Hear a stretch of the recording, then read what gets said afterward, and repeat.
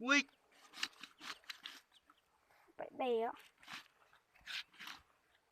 cái bò cao ơi. Wow.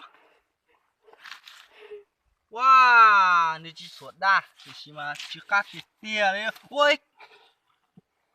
Ô, một đây chập là. Ô, chị để nó à, chỉ cắt chỉ tia đi. Chỉ nào thế nhở?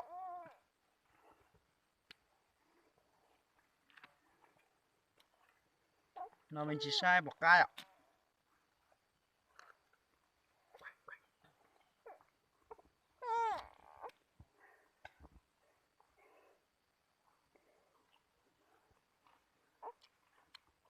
Hảo 吃，好吃。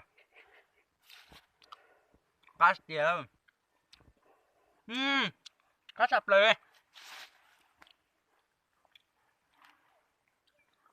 cáจะcáอะไรกูหายเนี่ยcáจะหล่นเหนียซื้อมอเหนือน้องเที่ย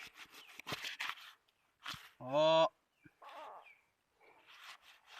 lại kia nó sai của cái dọ con giống mà cái xưa cá cơ giờ ô giờ mà hay tiêu sao bọn nó tại sao nó theo nó hổ bò ra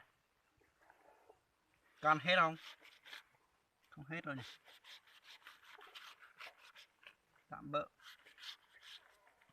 ăn thử thôi quả đầu ăn thử thôi ô cũng đã chả nó chỉ tao chuyện nữa nó là chỉ nó có tá